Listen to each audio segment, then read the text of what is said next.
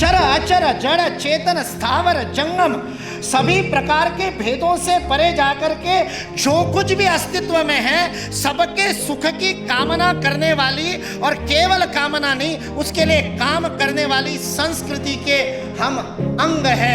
हमारे यहाँ सहिष्णुता नहीं है। स्वामी विवेकानंद के शब्द है, we do not tolerate other religions. हम दूसरों को सहन नहीं करते। We accept every religion as true.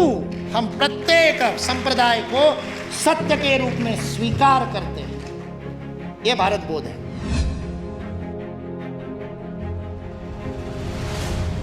भारतीय संस्कृति का वैश्विक अवदान, इस विषय पर चर्चा करते समय कुछ संदर्भों को स्पष्ट कर लेना आवश्यक है।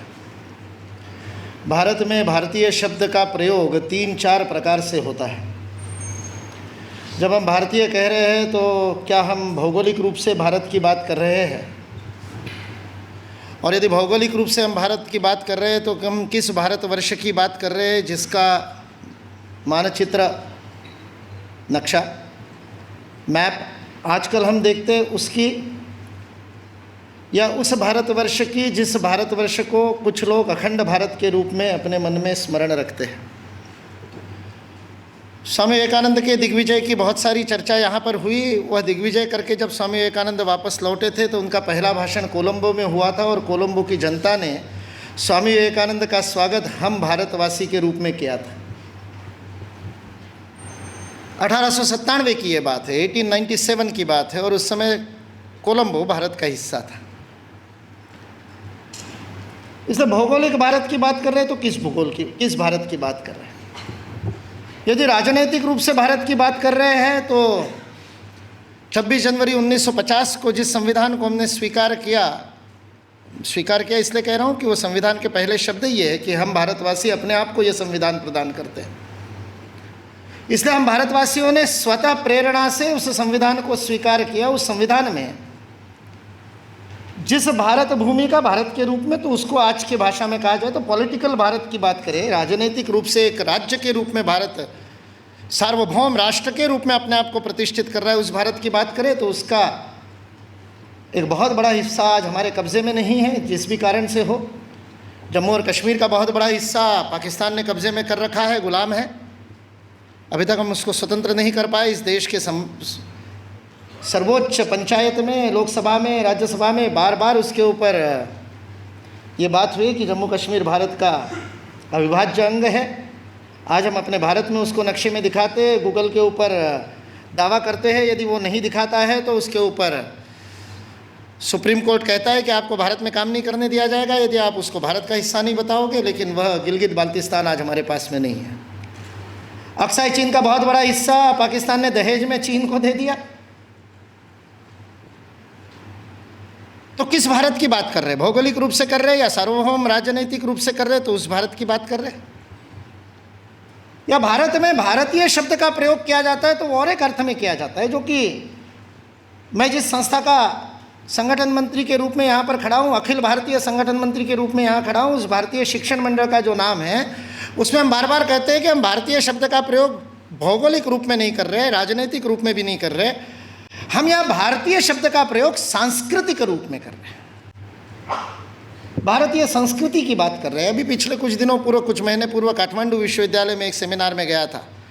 वहाँ के विद्वानों से चर्चा करते समय उन्होंने कहा हम राजकीय भारत को नहीं मानते लेकिन भारतवर्ष को मानते हैं। मैंने कहा क्या फ़र्क है? तो बोले भारतवर्ष आध्यात्मिक सांस्कृतिक है, उसके अंग नेपाल भी अपने आप को अनुभव करता है, क्योंकि नेपाल में भी वही संस्कृति है, नेपाल में भी वही आध्यात्मिक धारा है।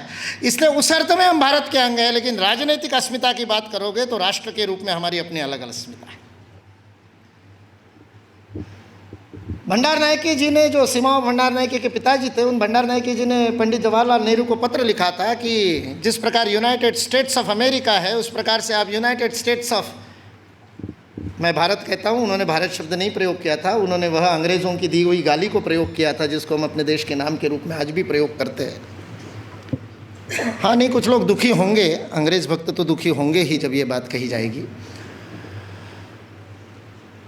लेकिन मैं भारत को भारत ही कहता हूँ, चाहे जिस भाषा में बोले। और जब भारत बोध उस अंतर्राष्ट्रीय संगोष्ठी का उद्घाटन हुआ था तो हमने सारे वक्ताओं से अनुरोध किया था और उस समय के राष्ट्रपति प्रणब मुखर्जी ने उद्घाटन करते समय 20 मिनट के अंग्रेजी भाषण में पूरे समय भारत ही शब्द का प्रयोग किया था गर्व के साथ।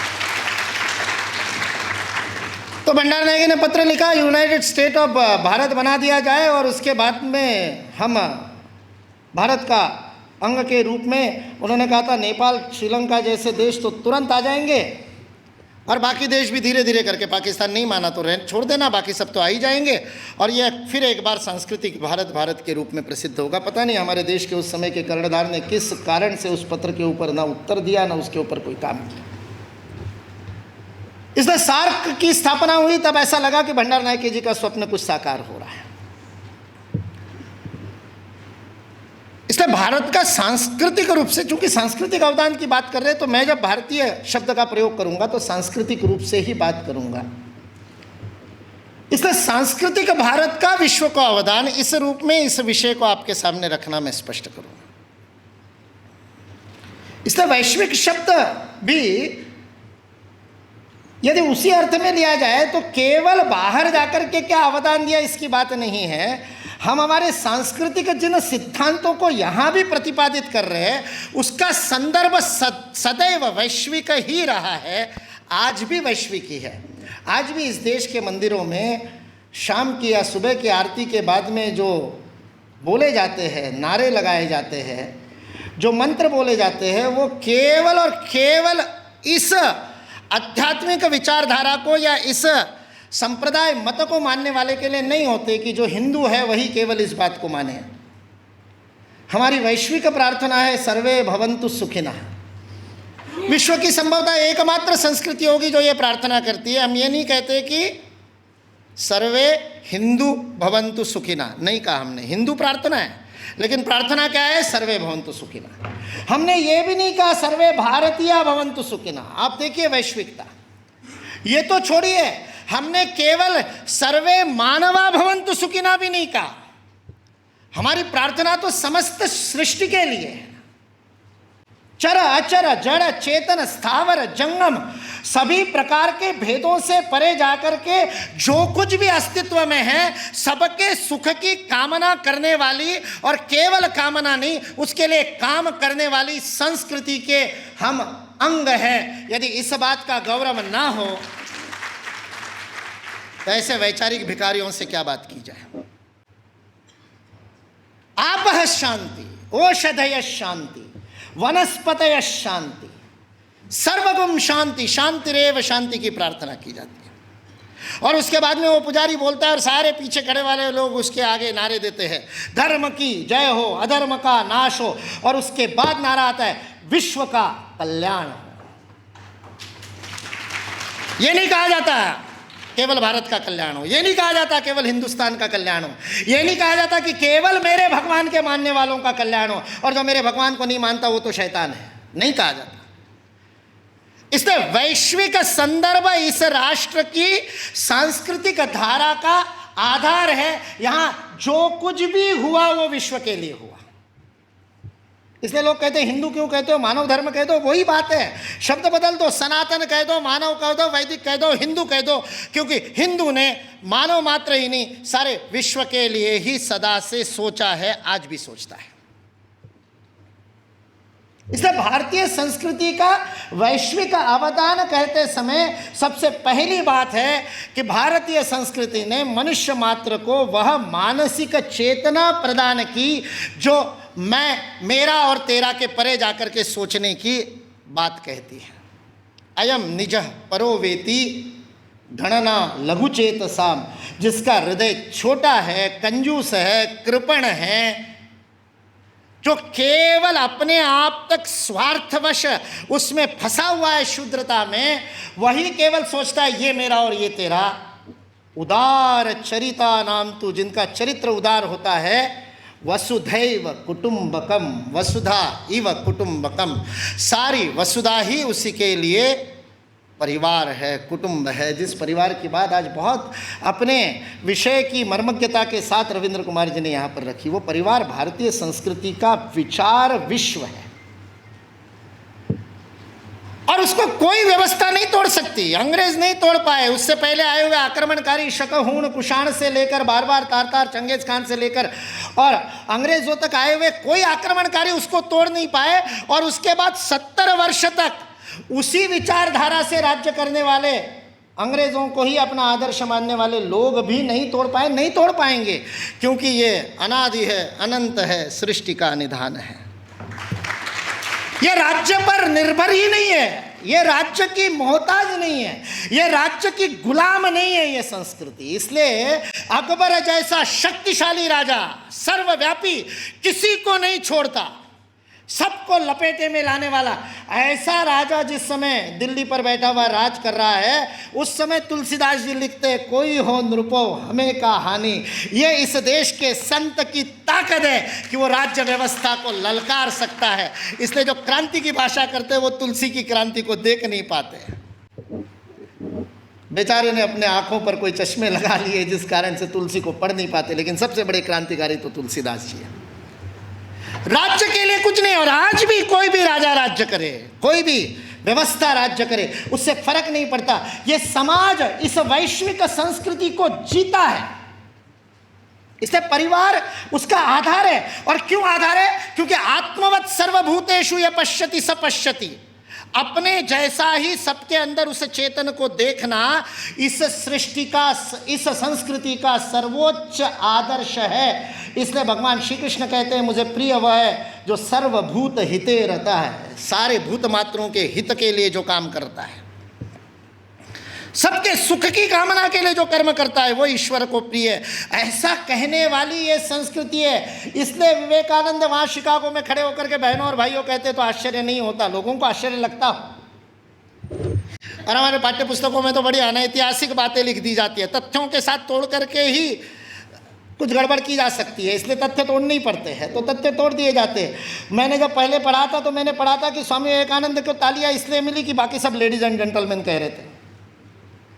जब मैंने रिसर्च किया, मेरी लुई बर्ग नाम की महिला ने 6 ग्रंथ लिखे स्वामी विवेकानंद की विदेश यात्राओं के ऊपर। इतने बड़े बड़े 1200 पृष्ठ का एक ऐसे 6 ग्रंथ है, Swami Vivekananda in the west, new discoveries इस नाम से। वो मेरी लुई बर्ग ने शिकागो की उस धर्म सभा में उपस्थित जो श्रोतागण थे उसके प्रत्येक के साथ संपर्क किया, जो जीवित थे, जो जीवित नहीं थे उनके वंशजों के साथ, उनकी डायरिया खंगाली, उसके पूरे मिनट्स पढ़े। और उसके बाद में वो कहती है स्वामी विवेकानंद पहले व्यक्ति नहीं थे, चौथे व्यक्ति थे। उनसे पहले 3 लोगों ने ब्रदर्स एंड सिस्टर्स नाम का संबोधन किया था। श्रीलंका से एक बौद्ध साधु गए थे, धम्मपाल अंगीकारा, उन्होंने किया था, बहुत जबरदस्त। उस धम्मपाल का भी चरित्र कभी पढ़ना चाहिए, उनका भी उस सभा में बड़ा अवदान है। एक बौद्ध भिक्खु जापान से आए थे, उन्होंने भी यही बंधु और भगिनी वाला संबोधन किया था। और तीसरे प्रताप चंद्र मुजुमदार थे, जो भारत से ही गए थे, थियोसॉफिकल सोसाइटी के प्रतिनिधि थे, उन्होंने भी किया था। स्वामी विवेकानंद चौथे थे। उस सभागृह ने पहले 3 बार वो संबोधन सुना था, उसके बावजूद नावीन्य के कारण तालियां नहीं बजी थी 2.5 मिनट तक। उसके बावजूद 2.5 मिनट तक तालियां बजी, क्योंकि वहां खड़े हुए व्यक्ति के अंदर वह भातृत्व का, वह बंधुत्व का, वह अपनत्व का, वह आत्मीयता का, मेरा कोई है, इस प्रकार का बोध उस वाणी के माध्यम से श्रोताओं के साथ जुड़ा था। सुभाष चंद्र बोस बहुत जबरदस्त वक्ता थे, मुर्दे को जगा दिया उन्होंने। अपनी पूरी आजादी सेना युद्धबंदियों में से तैयार की थी, हारे हुए युद्धबंदियों के कैदियों के बीच में ऐसे प्राण फूंकते कि आज़ाद हिंद सेना की स्थापना हो जाए। वो सुभाष चंद्र बोस कहते हैं, आज स्वामी विवेकानंद जीवित होते तो उनके पैरों में मैं बैठा होता। उस सुभाष चंद्र बोस को किसी ने पूछा कि स्वामी विवेकानंद के शब्दों का असर क्यों हुआ, तो उन्होंने अपनी वो कवित्वमय वक्तृता में कहा था, जो बात होठों से बोली जाती है होठों तक पहुंचती है, जो बात गले से बोली जाती है मेरे जैसे चिल्ला चिल्ला के वो गले तक पहुंचती है, कभी कभी गले उतर भी जाती है, लेकिन हृदय तक वही बात पहुंचती है जो हृदय से कही जाती है। और स्वामी विवेकानंद के शब्द हृदय से कहते हैं। सारा 1.5 महीने का अपमान विष का प्राशन करने के बाद ये शिव वहां खड़ा होकर के कल्याण के मंत्र बोलता है और अमेरिका निवासियों को बहनों और भाइयों कह करके बोलता है, जिन अमेरिका वासियों ने उसको खाने के लिए नहीं दिया था, दर दर की ठोकरें खाने पर मजबूर कर दिया था, यू ब्लैक गेट आउट कह करके जिसका हर दरवाजे पर स्वागत हुआ था। 1.5 महीने तक अपमान सहने के बाद उस अपमान के विष को पी करके भारत का हिंदुत्व का सच्चा प्रतिनिधि, जिसने गर्व से कहो हिंदू है, उस दिन 11 सितंबर को पहली बार बोला था कि मैं गर्व से कहता हूं कि उस हिंदुत्व का मैं प्रतिनिधि हूं। वह स्वामी विवेकानंद सच्चे अर्थ में प्रतिनिधित्व करता है और उस पूरे सभागार को ही नहीं, पूरी अमेरिका को अपने भातृत्व बोध से बोधित करता है। ये भारतीय संस्कृति की वैश्विक अवदान है, वसुधैव कुटुंबकम का भाव है जो वहां पर प्रकट होता है। इसलिए आज मैं किसी विद्यालय में जाता हूं तो उस विद्यालय का प्रधानाचार्य जिस समय मुझे धन्यवाद देता है वक्तृत्व पूरा होने के बाद, तब कहता है शाला परिवार की ओर से मैं आपको धन्यवाद देता हूं। हमारे लिए शाला परिवार है। एक बार स्टेट बैंक में मैंने योग कक्षा का आयोजन किया किसी ब्रांच में सारे उनके अधिकारियों के लिए। समापन के दिन वो कहता है, स्टेट बैंक का ब्रांच मैनेजर, एडिशनल मैनेजर, वो कहता है कि मैं शाखा परिवार की ओर से। अब हम जिस परंपरा से आते हैं उसमें शाखा का अर्थ अलग है। थोड़े देर बाद मेरे को ट्यूबलाइट जली कि ये ब्रांच के लिए शाखा कह रहा है, उसके उस स्टेट बैंक की शाखा के परिवार की ओर से, शाखा परिवार की ओर से मैं आपको धन्यवाद देता हूँ। हमारे यहाँ किसी भी सामूहिक गतिविधि का सर्वोच्च आदर्श परिवार है। यदि आप अपने संस्था में परिवार का भाव स्थापित नहीं कर सके तो उस संस्था का नेतृत्व करने का आपको अधिकार नहीं है। ये भारत का बोध है, ये भारत का आज भी विचार है। सारी तमाम व्यवस्थाओं के बावजूद, जिसके बारे में रविंद्र कुमार जी और कुलदीप जी ने कहा, मैं नहीं रोता हूं रविंद्र जी, मैं कहता हूं ये कुछ नहीं बिगाड़ सकते, ये विकृति फैलाने वाले कुछ नहीं बिगाड़ सकते, क्योंकि इस देश का समाज जीवंत समाज है। और जो शरीर जीवंत होता है उसके नाक में धूल का कण जाता है तो छींक मार करके भगा देता है। भारत ने भी छींक मार दी तो भाग गए बेचारे, कहाँ जाएंगे। और आज जिस बात के ऊपर हंसते थे उन सारी बातों को स्वीकार करने के लिए विश्व मजबूर है, विवश है, क्योंकि मानवता को यदि जीवित रहना है तो इस विज्ञान को, इस जीवन के विज्ञान को स्वीकार करना ही पड़ेगा, जिसको यह भारत अनादिकाल से विश्व को बांटता आया है, वितरित करता आया है बिना किसी प्रतिफल के। एंगस मेडिसन नाम के एक अर्थशास्त्री को काम दिया गया सन 2000 में। जिस कालगणना की आप दोनों ने बात की, उस कालगणना में 1000 की गिनती बड़ी महत्वपूर्ण थी, क्योंकि बाइबल में लिख दिया कि 1000 वर्ष जब पूरे हो जाएंगे तो मिलेनियम पूरा होगा। और मिलेनियम का बाइबलिकल अर्थ है कि उस दिन वापस आएगा क्राइस्ट, और उसके बाद में सबका जजमेंट होगा और सबको कौन किसने पास में बैठेगा वो तय होगा, और जिसने नहीं माना होगा उन सबको जहन्नुम में भेज दिया जाएगा, और उनके लिए अलग सी व्यवस्था है, इन्फर्नो है, बड़ा जलाया जाएगा वगैरह वगैरह वगैरह। 1000 साल बाद हुआ नहीं तो सबको लगा 2000 साल बाद होगा। हो सकता है गिनती गड़बड़ हो गई हो तो 2000 साल बाद होगा। इसलिए 2000 बड़ा महत्वपूर्ण वर्ष था। बहुत सारे सम्मेलन हुए सारी दुनिया में, और उन सम्मेलनों के बीच में दुनिया के सर्वाधिक विकसित देशों का जो संगठन है OECD, organisation for economic cooperation and development, जिसके लिए विश्व के सर्वाधिक GDP वाले पहले 7 थे, अब 15 हो गए, 16 हो गए देशों का वह संगठन था। उस OECD ने सन 2000 में एंगस मेडिसन नाम के अर्थशास्त्री को यह काम दिया कि वो विश्व का आर्थिक इतिहास लिखे। और चूंकि उनकी गणना, उनकी हिस्ट्री 0 ईस्वी से शुरू होती है, तो एंगस मेडिसन को भी काम दिया 0 ईस्वी से 2000 ईस्वी तक 2000 वर्ष का आर्थिक इतिहास लिख दीजिए। जिनको चाहिए वो पुस्तक मेरे पास रखी भी है अपने कार्यालय में, अभी कुछ दिन पूर्व किसी वाइस चांसलर ने मुझे दी। उससे पहले मैंने केवल PDF में नेट पे पढ़ी थी, नेट पे PDF में उपलब्ध है, मैं ईमेल भी कर सकता हूँ। उस पुस्तक का नाम है economic history of the world millennial perspective by Angus Maddison. OECD.org इस वेबसाइट से आप डाउनलोड कर सकते हैं। 2000 वर्ष का आर्थिक इतिहास लिखा है एंगस मेडिसन ने।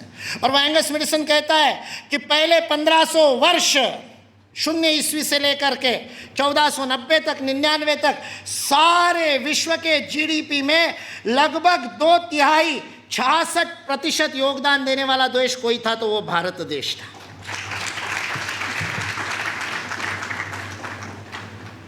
मैं सोच रहा था, इतिहास का मैं विद्यार्थी हूँ, आपके जैसा इतना अध्ययन तो नहीं किया, लेकिन मैं सोच रहा था ये 1500 से क्या संबंध है, तो पता चला वास्को दी गामा 1498 में आया था। और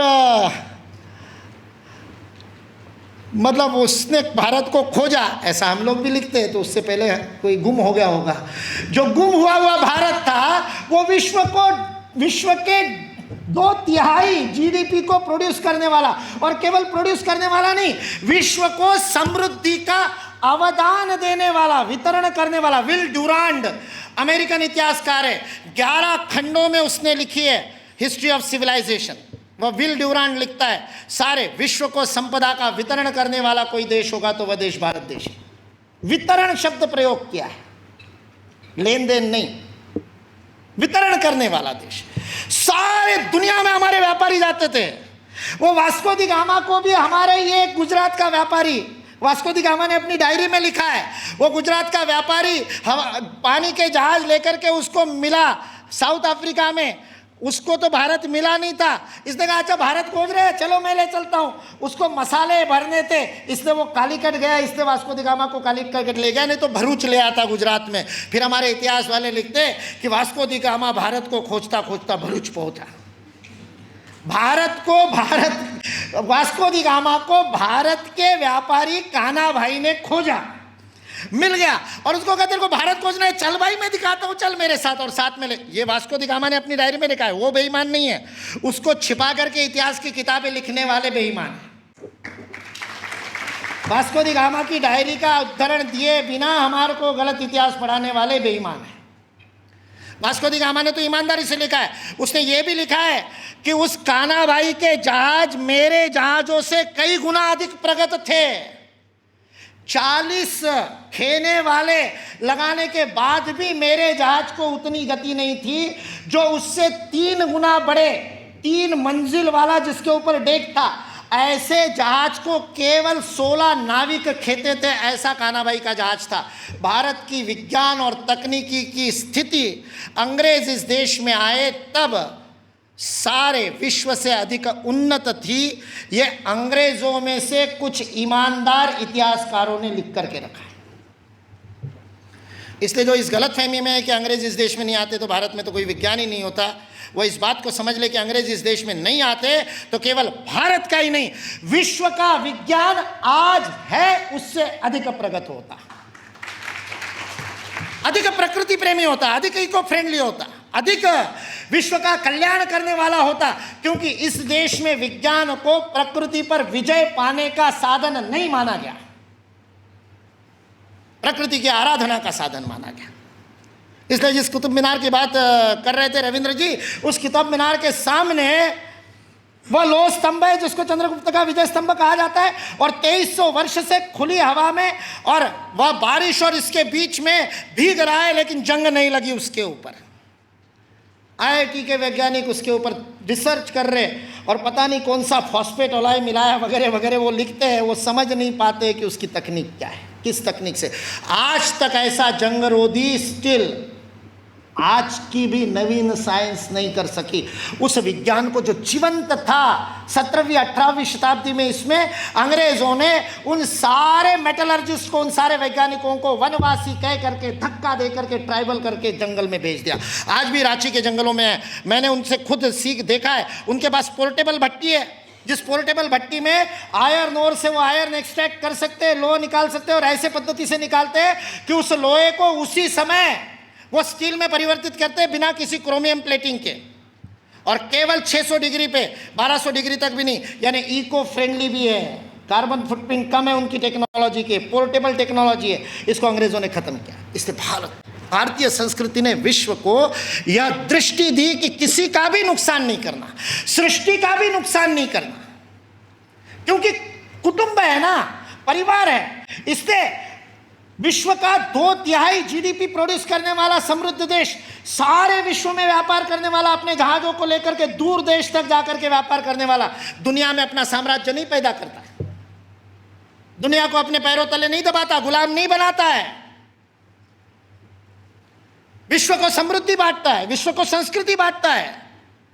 अभी 2 दिन पहले, मैं 3 दिन पहले अयोध्या में था, राम मनोहर लोहिया अवध विश्वविद्यालय में। वहाँ पर रामायण शोधपीठ जो बंद कर दी थी, अभी शुरू हो गई फिर से, नए कुलपति जो आए वो उन्होंने शुरू की। उस शोधपीठ के अंतर्गत उन्होंने इंडोनेशिया से रामायण रामलीला के लिए एक ट्रूप मंगवाया था। मेरे जाने से एक दिन पहले उनकी रामलीला हुई थी, इसलिए उसकी बातें चल रही थी। इंडोनेशिया विश्व का सर्वाधिक मुस्लिम आबादी वाला देश है। 35 करोड़ मुसलमान उस देश में रहते, दुनिया के किसी देश में नहीं है इतने मुसलमान जितने इंडोनेशिया में रहते। 93% ऑफ द पॉपुलेशन मुस्लिम है, 93%। लेकिन इंडोनेशिया की एयरवेज का नाम है गरुड़ एयरवेज। आज भी 93% मुसलमान जिस देश में रहते हैं, आज भी वहां पर रामायण राष्ट्रीय, रामकीन, उसका KEIN RAMAKEIN रामकीन नाम है। रामलीला आज भी वहां खेली जाती है। अयोध्या में रामलीला करने के लिए आए थे, रामलीला के मंदिर के दर्शन करने के लिए गए और वहां हो गए और साष्टांग का दंडवत करके मिट्टी को भर भर के अपने पास ले गए कि यहाँ रामलला जिए थे। उन्होंने तो इंडोनेशिया में अयोध्या बना दी है। और इस रामलीला को खेलने वाला जो हनुमान होता है वो बताता है, चरित्र का वर्णन नाम का हनुमान करता है इंडोनेशिया की रामलीला। वो हनुमान कोई मोहम्मद, कोई कासिम है, और वो मोहम्मद इकबाल हनुमान के वेश में ऐसा ऊपर से अवतीर्ण होता है।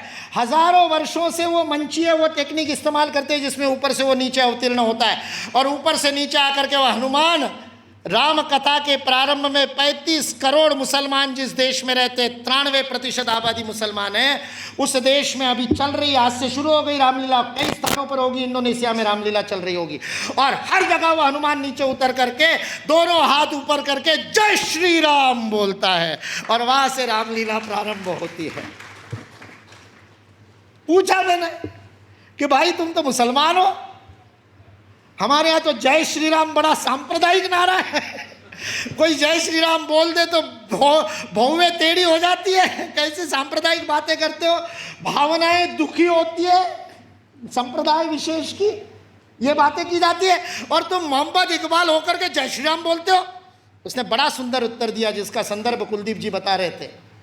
उसका उत्तर यही था, हमने मजहब बदला है, अपने पूर्वज थोड़ी बदले हैं, पूर्वज हम बदल भी नहीं सकते, उन्हीं पूर्वजों का राम का खून हमारे रगों में बह रहा है। इसलिए 2013 में अमेरिका के राष्ट्रपति को सरस्वती की मूर्ति भेंट दी गई। 9 फुट की, 8-9 फुट की बड़ी सुंदर संगमरमर की मूर्ति है, सोने के आभूषण उस पे ऊपर मड़े हुए हैं, और वीणा पाणिनी, हंसवाहिनी, कमलासना सब है, कमल भी है, हंस भी है, हाथ में वीणा भी है, और नीचे 2 बच्चे बैठे जिसमें से एक घुंघराले बाल वाला है, कहते कि ओबामा पढ़ा था इंडोनेशिया में, इसलिए ओबामा का चित्र है बचपन का, और उसमें लिखा है गॉडेस ऑफ लर्निंग। अमेरिका को सरस्वती की मूर्ति भेंट करने वाला देश 100 करोड़ हिंदुओं का भारत देश नहीं है, 35 करोड़ मुस्लिम आबादी वाले इंडोनेशिया ने 2013 में सरस्वती की मूर्ति अमेरिका को भेंट दी। वहां का वाइस चांसलर, यहां भी अभी तीसरे चले गए, 3 बैठे हैं, वहां का वाइस चांसलर जो शायद मजहब से मुसलमान हो लेकिन विद्या की देवी सरस्वती को मानता है, इसलिए रोज अपने ऑफिस में जाने से पहले जकार्ता यूनिवर्सिटी के बाहर खड़ी उसी मूर्ति की प्रतिकृति वहां पर है, ऐसा बताते हैं। मैं तो जाता नहीं, अपनी भारत भूमि को छोड़ करके कहीं जाने की इच्छा नहीं मेरी, इसलिए मैंने पासपोर्ट ही नहीं बनवाया। विवेकानंद इंटरनेशनल फाउंडेशन का सेक्रेटरी था, तब रोज प्रसंग आता था, अभी भी आता है, लेकिन मैं टालता हूँ। इस बड़े सौभाग्य से भारत में जन्म मिलता है, पाप थोड़ी किए जो छोड़ करके चले जाए 1 मिनट के लिए भी। लोग बताते हैं वहां पे वो मूर्ति है, और वो वाइस चांसलर उस मूर्ति पर पुष्प चढ़ा करके फिर बैठता है। भारत में करके दिखा दो, चुनौती है। भारत में सरस्वती की मूर्ति विश्वविद्यालय में स्थापित कर दोगे तो गड़बड़ हो जाएगी भाई। सारे विश्व को हमारा अवदान क्या है, हमने संपत्ति दी या आत्मीयता का भाव विश्व को हमने दिया, क्या सारे विश्व को आपस में समेटने वाला। मैं यही चेतना कण कण में है। निकोला टेस्ला के साथ में स्वामी विवेकानंद 7 दिन रहे। निकोला टेस्ला वो वैज्ञानिक है जिसकी प्रेरणा से आइंस्टाइन ने E=mc² का सूत्र दिया। उसका आधार निकोला टेस्ला के उस पेपर में है, जिस पेपर को स्वामी विवेकानंद से मिलने के बाद निकोला टेस्ला ने लिखा। ये आइंस्टाइन उसका उद्धरण देता है, साइट करता है, निकोला टेस्ला को श्रेय देता है। तब तक फिजिक्स मानता था जड़ और चेतन आपस में नहीं, उनका कोई संबंध नहीं है। Matter is different, energy is different. Matter can not be converted into energy. और इसने ईथर नाम के एक प्रकृति, काल्पनिक प्रकृति की व्यवस्था की थी कि जो जगत में है, जिसके अंदर ये सारे व्याप होते।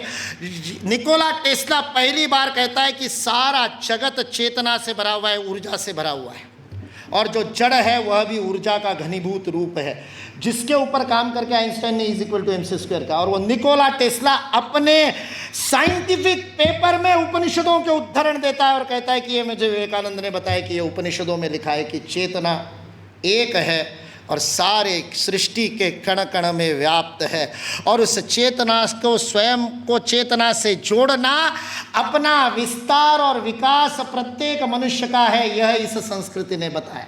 यह संस्कृति की एकात्मता, आत्मीयता, यह इस संस्कृति की भारत का विश्व को देन है। ये जो बाकी बातें गई, जॉर्ज इफ्रा नाम का फ्रेंच इतिहासकार लिखता है, जिसने गणित का इतिहास लिखा, हिस्ट्री ऑफ साइंस लिखी, सारे विश्व के अंदर गणित कहाँ से गया।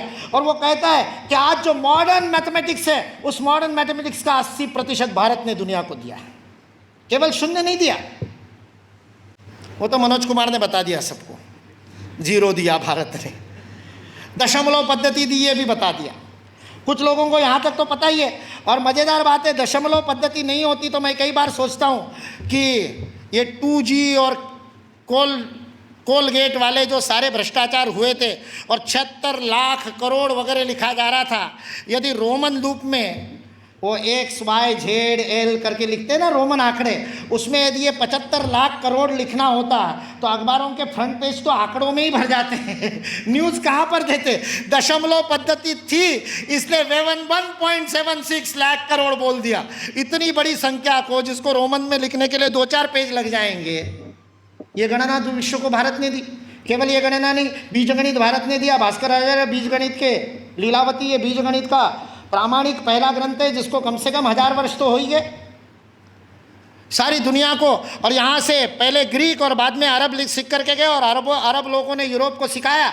आज भी यूरोप इस बात को मानता है। फ्रांस में पढ़ने वाले 8वीं के बच्चे को सिखाया जाता है कि जो गणित तुम सीख रहे हो और जिसकी माथापच्ची में तुम्हारा दिमाग खराब होता है A+B² और A-B² को याद करने में, वह भारत के ऋषियों ने दिया है। या 8वीं के फ्रांस के बच्चे को सिखाया जाता है। भारत में मैं इंजीनियरिंग के विद्यार्थियों को बता दो, हाँ ऐसा है, इंटीग्रेशन, डिफरेंशियल, कैलकुलस, कलन, ट्रिगोनोमेट्री, त्रिमिति, ज्योमेट्री।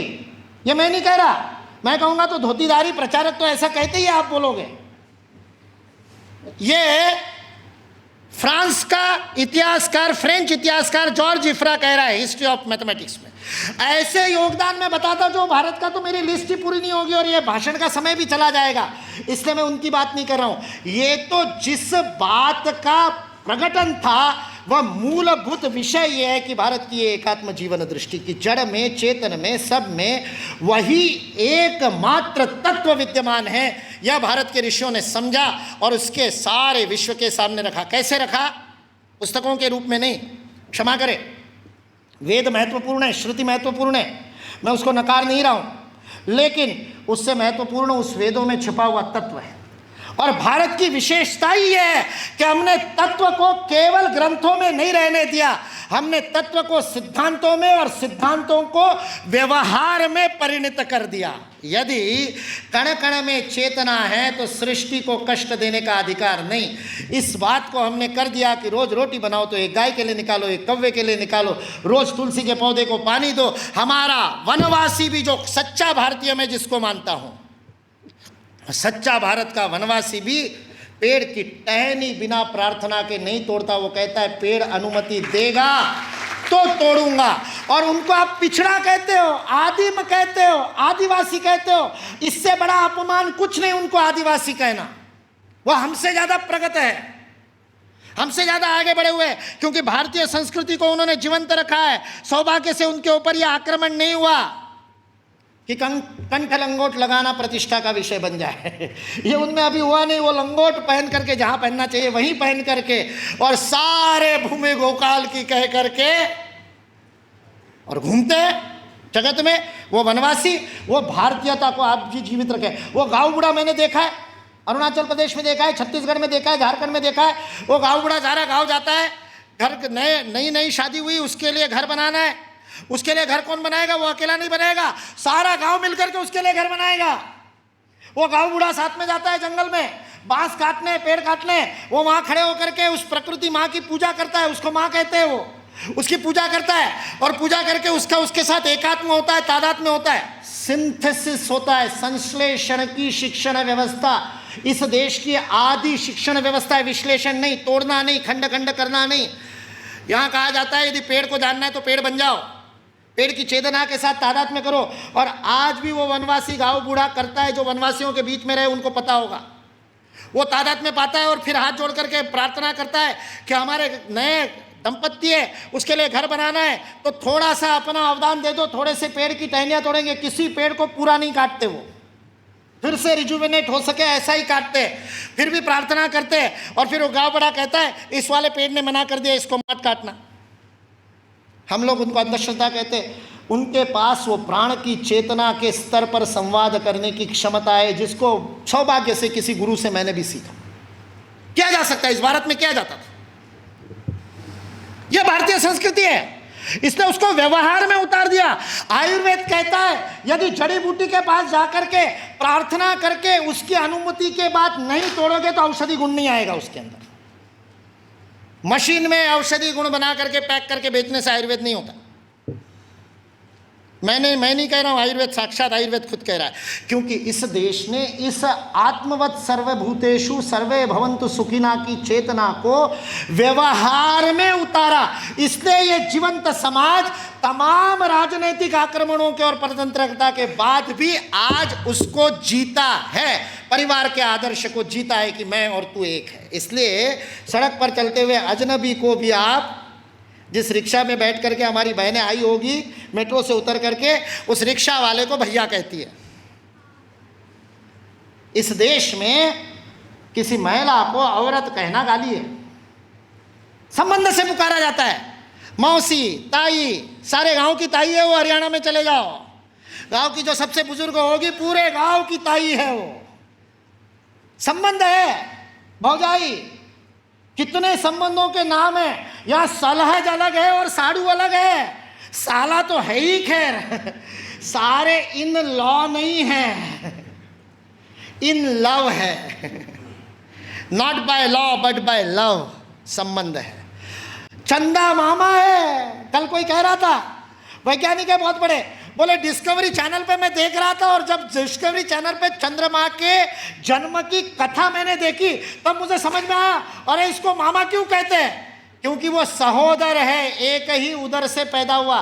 क्योंकि चंद्रमा उसी मटेरियल से बना हुआ है जिस मटेरियल से पृथ्वी बनी है। पृथ्वी बनते समय, ठंडी होते समय कोई आघात हुआ, अलग हो गए टुकड़े, वो बिखरे हुए टुकड़े इकट्ठे आए और चंद्रमा बना। सेम मटेरियल से बना है, इसलिए पृथ्वी का भाई है, इसलिए धरती माँ है तो चंद्रमा मामा है। संबंध। इस देश में हर बात को संबंध से स्वीकार नहीं किया गया, समझाया गया। उस सिद्धांत को कि सृष्टि का विनाश मत करो। आपको पर्यावरण के रक्षा के लिए आंदोलन नहीं चला पड़ने पड़ते, बाघ को बचाने के लिए आंदोलन नहीं चलाने पड़ते। इस संस्कृति ने उसको व्यवहार में डाल दिया था। एक चौथी का बच्चा भोजन करते समय मेरे को कहता है पहेली बूझूंगा। मैं बड़ा खुश हुआ, मैंने कहा पहेली बूझ रहा है। आजकल तो पहेली बूझना ही खत्म हो गया। रिडल्स जिनको नहीं समझ में आया हो, बेचारे पढ़े लिखे बैठे हैं ना।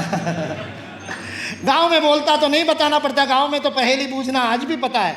मैंने कहा हमारे समय में ये बुद्धू बक्सा नहीं आया था और ये हाथ में नहीं आ गया था जिससे बच्चों का भविष्य बिगड़ रहा है। हम तो पहेली बूझते थे जब शिक्षक नहीं आता था। और पहेली बूझने में ऐसी क्रिएटिविटी है कि एक बार किसी एक से पहेली बूझ लो तो दूसरी बार वो पहेली नहीं बूझ सकते। इसलिए पहेली बूझना अपनी ज्ञान रचनावाद को, कंस्ट्रक्टिविज्म के लिए बहुत महत्वपूर्ण है, अपनी शिक्षा व्यवस्था में से चला गया। क्योंकि एक बार एक पहेली बूझ दो तो फिर से नहीं बोल सकते। वो चौथी का बच्चा मेरे को कहता है पहेली पूछता हूँ। मैंने कहा विद्यालय बता कौन सा है? बोले क्यों? मैंने कहा जिस विद्यालय में आज भी ऐसे छात्र हैं चौथी में जो पहेली पूछते हैं, उनके शिक्षकों को मैं जाकर के प्रणाम करना चाहता हूँ। उसने पहेली क्या बूझी? उसने पहेली बूझी, मेरे को कहता है गाय की बहन बताओ कौन है? तो मैंने कहा भैंस। अरे बोले नहीं कुछ भी बोलते हो आप, गाय की भैंस कैसे बताओ? तो मैंने कहा वो भी दूध देती है, ये भी दूध देती है। तो बोले दूध बकरी भी देती है।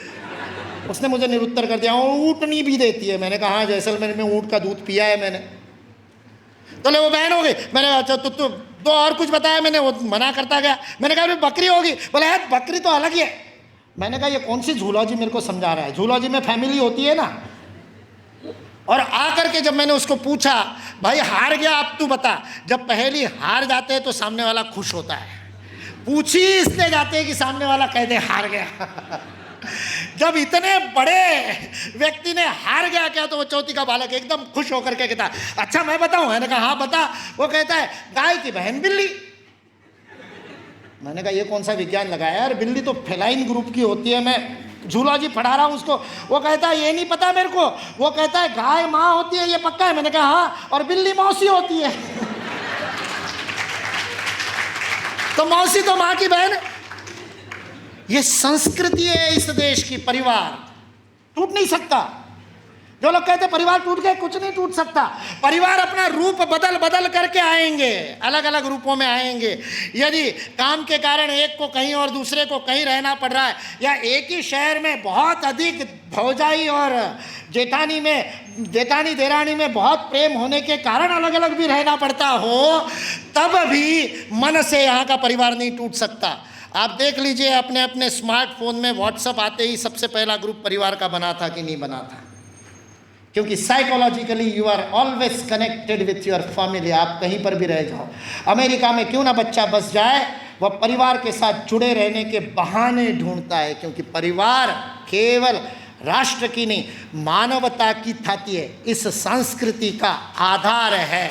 इसको जड़ और चेतन में हमने करके दिखा दिया, संबंध बना दिया। इसलिए मैं कई बार कहता हूँ ये संबंधों की संस्कृति है। एक ही तत्व है एकात्मता का, जो इतने विभिन्न रूपों में भारतीयता में प्रकट होता है। और इसलिए ये भारत का वैश्विक अवदान है। ये केवल भौगोलिक रूप से भारत के लिए सीमित नहीं, रेशियल रूप से केवल जिनके पूर्वज एक है। मैंने इंडोनेशिया का उदाहरण दे दिया तो आपको लगेगा केवल पूर्वजों की थाती के कारण ही एक होगा भारतवर्ष। नहीं, ये तमाम देश काल निमित्त से परे, टाइम स्पेस कॉजेशन से परे सार्वभौम, सार्वजनीन, सार्वकालिक तत्व है जो सारे विश्व के लिए है। इसलिए भारतीय संस्कृति अपने आप में ही वैश्विक है। उसका प्रत्येक तत्व, प्रत्येक व्यवहार, प्रत्येक सिद्धांत वैश्विक है। इसलिए यह विविधता को स्वीकार करता है। केवल एक अंतिम एक बात कहकर के अपनी वाणी को विराम देता हूं। इसलिए नहीं कि इतिहास की बात बताने के लिए ये बात कही जाए। मैंने एक बार भी नहीं कहा कि भारतीय संस्कृति का विश्व को योगदान था, मैंने कहा ही नहीं। प्रेजेंट कंटिन्यूअस टेंस, उसी में मैंने बात की। यह भारत का विश्व को योगदान है, आज भी है। कुछ लोगों को अभी समझ में आएगा, कुछ लोगों को कल आएगा, कुछ लोगों को परसों आएगा। और हमारे महाराष्ट्र में तो परसों 2-4 साल बाद को भी कहते हैं, और भारत में 2-4 जन्मों के बाद भी कह सकते हैं। कुछ लोगों को 2-4 जन्मों के बाद समझ में आएगा, कोई दिक्कत नहीं। हमारे अंदर में इतनी अधिक धैर्य की भावना है, हम सदियों तक प्रतीक्षा कर सकते हैं। स्वामी विवेकानंद, अमेरिका वाले ने, किसी ने पूछा आप तो परतंत्र है, हमारे अमेरिका का एक्सपेरिमेंट देखो। स्वामी विवेकानंद ने पूछा कितने साल हुए? बोले 400 साल हुए। अच्छा, बोले अभी तो तुम घुटनों के बल चलने वाले बच्चे हो, you R A toddler. Swami Vivekananda ने कहा। वो कैसे?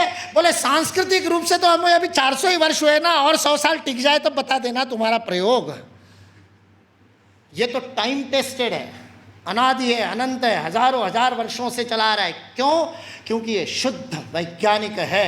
इसलिए जो अवैज्ञानिक है उसको नकार दिया इस देश ने, भगा दिया।